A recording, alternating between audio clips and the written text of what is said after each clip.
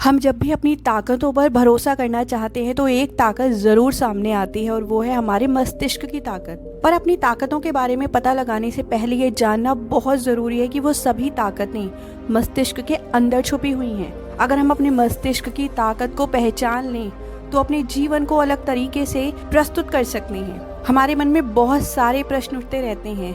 पुरुष और महिलाएं अलग तरीके से काम क्यों करते हैं? हम किसी भी नई इन्फॉर्मेशन को याद क्यों नहीं रख पाते?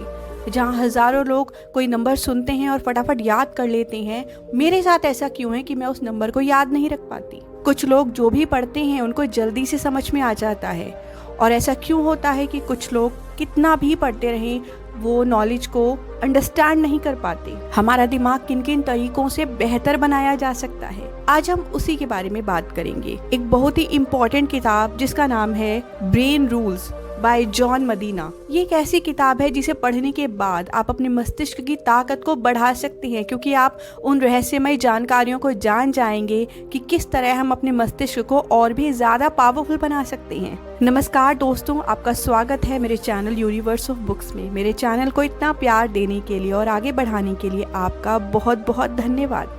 चलिए शुरू करते हैं। रूल नंबर 1, एक्सरसाइज हमारे ब्रेन की पावर को बढ़ाती है। हम सभी जानते हैं कि हमारे दिमाग को इस तरह बनाया गया है कि वो 24/7 काम कर सके। ऐसा कोई भी मोमेंट ना हो कि वो रुक जाए, क्योंकि दिमाग के रुकने का मतलब है हमारे शरीर पर से उसका कंट्रोल खत्म हो जाना। लेकिन किसी मशीनरी को भी काम करने के लिए एनर्जी की जरूरत होती है। उसी तरह हमारे ब्रेन को एनर्जी मिलती है एक्सरसाइज से। ब्रेन को ऑक्सीजन मिलने का मतलब है कि हम जितनी भी शारीरिक गतिविधियां करेंगे जिससे हमारे शरीर में ब्लड लेवल सुचारू रूप से काम करेगा और हमारे मस्तिष्क तक भी ब्लड पहुंचेगा, हमारे मस्तिष्क को ऑक्सीजन मिलेगी, और इसी ऑक्सीजन मिलने से मस्तिष्क नए लेवल पर काम करना शुरू करेगा। नए नए विचार हमारे अंदर आने लगते हैं। अगर आप सप्ताह में सिर्फ 2 या 3 बार भी एक्सरसाइज करें तो अपने मस्तिष्क के अंदर होने वाले बदलावों को आप आसानी से महसूस कर सकते हैं। आप अपने थॉट्स में भी क्लैरिटी पाएंगे। Rule number 2, the development of the brain. हमारा ब्रेन आदि मानव से लेकर अब तक बहुत ज्यादा चरणों में डेवलप होता चला गया है। आदि मानव के ब्रेन ने इतना अच्छा काम करना शुरू किया कि हमने नए नए तरह के आविष्कार कर लिए और हमारे अंदर इतनी ऊर्जा आती चली गई कि हमारा मस्तिष्क अलग अलग लेवल पर बढ़ने लगा। ये हमारा मस्तिष्क ही है जो हमें हर तरह की सर्वाइवल के लिए तैयार करता है। तो यदि आप अपने मस्तिष्क का ध्यान नहीं रखेंगे तो इसका सीधा सा अर्थ है आप अपने सर्वाइवल चांसेस को कम कर रही हैं। किसी भी आने वाली मुसीबत का समाधान ढूंढने के लिए मस्तिष्क को हमेशा ट्रेंड करते रहना बहुत जरूरी है। इसलिए आपको बहुत ही सिंपल एक्सरसाइजेज जैसे कि कुछ मेंटल एक्सरसाइजेज, गेम्स या सुडोकू जैसे कुछ पहेलियों को हमेशा सॉल्व करते रहना चाहिए। नए नए चैलेंजेस मिलने से ब्रेन के न्यूरॉन्स आपस में कनेक्ट होते रहते हैं और आपके ब्रेन्स में नए नए तरह की सर्वाइवल टेक्निक्स बनती रहती हैं। इससे हमारा ब्रेन एक ही दिशा में नहीं बल्कि मल्टी डायरेक्शंस में सोच पाता है। रूल नंबर 3, सभी व्यक्तियों का मस्तिष्क अलग तरीके से काम करता है। हम इस दुनिया की पूरी पॉपुलेशंस को देखें तो उतने दिमाग हमारे पास हैं। हम किसी भी एक ब्रेन को दूसरे ब्रेन से कंपेयर नहीं कर सकते। हम सभी अलग अलग तरीके से बुद्धिमान होते हैं। वैसे तो हार्वर्ड गार्डनर की थ्योरी के अनुसार 8 इंटेलिजेंस होती हैं, लेकिन 8 नहीं हजारों करोड़ों टाइप की इंटेलिजेंसेस होती हैं। हर व्यक्ति के सोचने का तरीका बिल्कुल अलग होता है और वो सोचने का तरीका उसको मिलता है अपने परिवार और अपने वातावरण से, क्योंकि हर व्यक्ति अपनी जीन्स और एनवायरनमेंट का ही परिणाम है। इससे हमें ये सीख मिलती है कि जब एक तरीका काम ना कर रहा हो तो सीखने का दूसरा तरीका अपना लेना चाहिए। इसका एक एग्जाम्पल लेते हैं। एक क्लास में 40 बच्चे होते हैं। 40 बच्चों के सीखने का अलग अलग तरीका होता है, परंतु टीचर यदि एक ही तरीके से यानी कि सिर्फ विजुअल इन्फॉर्मेशन ही देता रहेगा तो हो सकता है जो बच्चे सुनकर अच्छे तरीके से सीख सकते हैं या जो पढ़कर अच्छे तरीके से सीख सकते हैं वो पीछे रह जाएंगे। इसलिए हमें एक क्लासरूम में भी ऐसी टेक्निक्स को अपनाना चाहिए, अलग अलग तरह के स्टिमुलस देने चाहिए ताकि हर प्रकार का बच्चा कुछ न कुछ जरूर सीख सके, जैसे कि सुनाकर, कुछ दिखाकर, कुछ लिखकर, कुछ पढ़कर। हमें बच्चों को अलग अलग तरह की टेक्निक से पढ़ाना चाहिए और यही टेक्निक्स आप भी अपने लिए फॉलो कर सकते हैं। हो सकता है आपको किताबें पढ़कर समझ नहीं आती हो, लेकिन सुनकर आप बहुत कुछ सीख जाते हैं। कुछ लोगों को किताबें सुनने से ज्यादा उन किताबों को पिक्चराइज्ड फॉर्म में देखना अच्छा लगता है।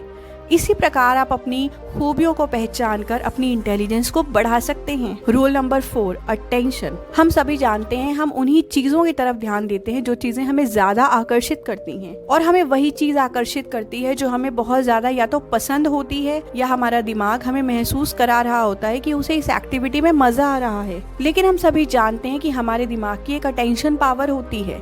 हमारा दिमाग मल्टीटास्किंग के लिए नहीं बना है। यदि आप किताबें पढ़ते पढ़ते फोन भी चलाते हैं और कोई ऐसा काम करते हैं जिसमें आपको ध्यान दूसरों की बातों पर भी देना पड़ रहा है, आप उसी वक्त फोकस करिए और समझने की कोशिश करिए। आपने जितना भी किताब में से पढ़ा आपको कुछ भी याद नहीं रह पाएगा। इसलिए जिस प्रकार का हमारा दिमाग बना है हमें उसी प्रकार से काम करना चाहिए।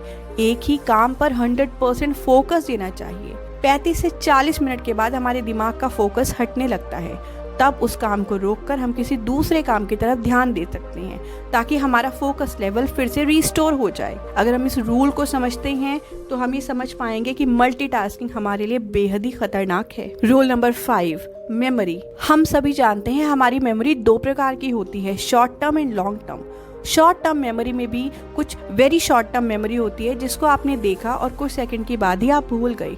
कुछ ऐसी मेमोरीज होती हैं जिनको आप थोड़ा सा रिमेंबर करती हैं, 1-2 बार रिपीट करती हैं और वो नॉलेज कुछ समय तक आपके दिमाग में रहती है।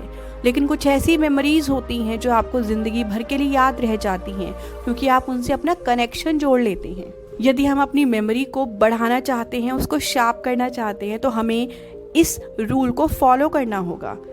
आपको कोई भी इंफॉर्मेशन मिलती है और आपको लगता है वो आपके लिए ज़रूरी है तो उसको आपको रिपीट करना होगा। 2 से 3 बार रिपीट करने पर वो मेमोरी शॉर्ट टर्म मेमोरी में चली जाएगी। जब हम शॉर्ट टर्म मेमोरी को टाइम टू टाइम रिवाइज करने की कोशिश करते हैं तो वो लॉन्ग टर्म मेमोरी में चली जाती है। इसका एक एग्जाम्पल लेते हैं। मान लीजिए बचपन में आपका एक जन्मदिन बहुत ही धूमधाम से मनाया गया। आप हर महीने हर साल उस जन्मदिन को याद करते हैं और लोगों को उसके बारे में बताते रहते हैं। जब वो बच्चा बूढ़ा भी हो जाएगा तो भी उसको वो धूमधाम से मनाया जाने वाला जन्मदिन याद रहने वाला है क्योंकि उसके बारे में हमेशा बात की गई है। इसलिए अगर आप किसी टॉपिक या कॉन्सेप्ट को लंबे समय तक याद रखना चाहते हैं तो उसको पहले शॉर्ट टर्म मेमोरी में और फिर लॉन्ग टर्म मेमोरी में डाल सकते हैं। और इसके लिए हमें एक ही चीज करनी होगी और वो है रिवीजन, यानी कि चीजों को बार बार देखते रहना, प्रॉपर इंटरवल पर रिवाइज करते रहना। यह सलाह सभी के लिए काम आने वाली है। नेक्स्ट रूल, अपनी सभी सेंसेस को एक साथ काम में लाना। जब हम एक काम पर अपनी सभी सेंसेस आंख, नाक, कान, फीलिंग्स और टच इंटीग्रेट कर देते हैं तो हमारी सीखने की क्षमता बढ़ जाती है। जब हम किताब पढ़ते हुए शब्दों को पढ़ते हैं, अपनी भाषा में उसको बोलते हैं और किताब को हम टच भी कर रहे होते हैं, हमारी सभी सेंसेस उस किताब में लगी हुई होती हैं। उस किताब से मिलने वाली हर नॉलेज को हमारा माइंड अंडरस्टैंड कर सकता है और अप्लाई भी कर सकता है। इसलिए जब हम अपनी सभी सेंसेस को किसी एक काम में लगा देते हैं तो वो काम पूर्ण रूप से सफल हो सकता है। इससे हमारा कंसंट्रेशन भी ऑटोमेटिकली इम्प्रूव हो जाएगा। Next rule, sleep. Sleep is a most important thing. हम सभी जानते हैं कि हमारा दिमाग 2 प्रकार से काम करता है, एक कॉन्शियस माइंड और एक सबकॉन्शियस माइंड। हमारा सबकॉन्शियस माइंड तभी काम करता है जब हमारा कॉन्शियस माइंड आराम करता है। यदि आप एक एक्सपेरिमेंट करें और कुछ रातों को सोना छोड़ दें, आप पाएंगे कि कुछ दिनों बाद आप चिड़चिड़े होने लगेंगे, आपका शरीर काम करना बंद करने लगेगा, आपको अपने शरीर में लेथार्जी यानी कि सुस्ती महसूस होगी, आपका किसी भी काम को करने में मन नहीं लगेगा। वहीं जब हम अच्छी तरह अपनी नींद पूरी कर लेते हैं तो हमें फ्रेश महसूस होता है। इसका एक ही कारण है, हमारे दिमाग को आराम मिलना। इसलिए टाइम से सोना और टाइम से उठना ब्रेन को स्ट्रॉन्ग करने के लिए बहुत जरूरी है। Next rule, stress management. हमारा दिमाग स्ट्रेस सहन करने के लिए नहीं बना है। आदि मानव को किसी एक मोमेंट पर ही स्ट्रेस होता था और वो मोमेंट में डिसाइड हो जाता था कि वो स्ट्रेस रहेगा या चला जाएगा। यदि उसके सामने कोई जानवर आ जाता था तो उसको पता था मैं अब खा लिया जाऊंगा और उसके बाद कोई स्ट्रेस नहीं। परंतु अब एक व्यक्ति को अपने जीवन में हर छोटी छोटी बात से स्ट्रेस होने लगा है।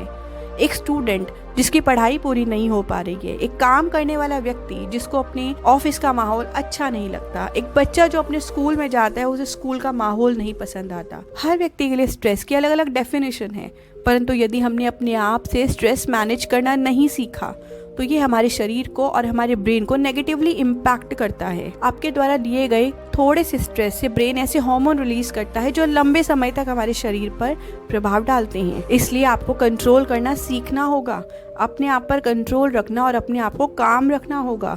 इसके लिए आपको ब्रीदिंग एक्सरसाइजेस करनी होगी और अपने आप को समझाना होगा कि आपकी जिंदगी तनाव लेने के लिए नहीं बनी है। Next rule, gender.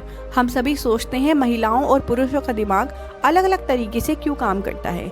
ये हमारी जेनेटिक बनावट के कारण है। जब महिलाएं स्ट्रेस में होती है तो दिमाग का एक अलग हिस्सा काम करता है जो उस फैक्टर के छोटे छोटे बिंदुओं पर भी ध्यान देता है, और जब पुरुष स्ट्रेस में होते हैं तो उनके ब्रेन का एक अलग पार्ट काम करता है और वो सिचुएशन के छोटे छोटे स्टेप्स पर नहीं बल्कि उसके सॉल्यूशन पर ध्यान देते हैं। और यहीं से हमें लगता है हम लोग कितने अलग हैं, बल्कि ऐसा नहीं है। हमारे ब्रेन को इसी तरीके से डिजाइन किया गया है। तो एक दूसरे के अंतर को समझना भी जरूरी है। अगर हम जेंडर डिफरेंसेस को समझ पाते हैं तो हमारी और दूसरों की थिंकिंग में इतना फर्क क्यों है, हमें ये भी समझ में आता है। नेक्स्ट और लास्ट रूल, एक्सप्लोरेशन। हमारा दिमाग बहुत जल्दी ऊब जाता है। अगर उसको नई नई इन्फॉर्मेशन नहीं मिलती है तो वो एक ही रूटीन में काम करना शुरू कर देता है। आपको भी अपने जीवन में बोरियत महसूस होने लगती है। तो यदि आप अपने ब्रेन को यंग रखना चाहते हैं तो उसके लिए आपको नई नई चीजों को एक्सप्लोर करना होगा। आपको अपने ब्रेन को नए नए तरीके के स्टिमुलस देने होंगे, जैसे नेचर वॉक पे निकल जाना, साइकिलिंग करना, अच्छे दोस्तों की संगत में बैठना, अच्छी बातें करना, खुश होना, मन खोलकर हंसना, अलग अलग तरह की माइंड एक्टिविटीज को करना, अलग अलग तरह के पेपर सॉल्व करना, अलग अलग तरह के क्वेश्चंस का जवाब देना, अलग अलग जगह पर घूमना, अलग अलग तरह के एनवायरनमेंट से खुद को परिचित कराना। जब आप पॉजिटिव स्टिमुलस अपने ब्रेन को देंगे तो आपका ब्रेन हमेशा यंग रहेगा और हमेशा क्यूरियोसिटी बनी रहेगी। तो अब आप सभी समझ गए हैं आपको अपने ब्रेन को ट्रेन करने के लिए क्या क्या करना है। अपने ब्रेन को ट्रेन करने के लिए कहीं जाने की जरूरत नहीं है, इसकी पूरी चाबी आपके हाथ में है। अब इन 12 रूल्स को अपनाना है और आपका ब्रेन धीरे धीरे ट्रेंड होने लगेगा। आप सभी का इस वीडियो को देखने के लिए बहुत बहुत धन्यवाद। वीडियो पसंद आने पर आप वीडियो को लाइक करें और चैनल को सब्सक्राइब करें, क्योंकि आपके एक लाइक और सब्सक्रिप्शन से मुझे बहुत मोटिवेशन मिलता है। Thank you so much.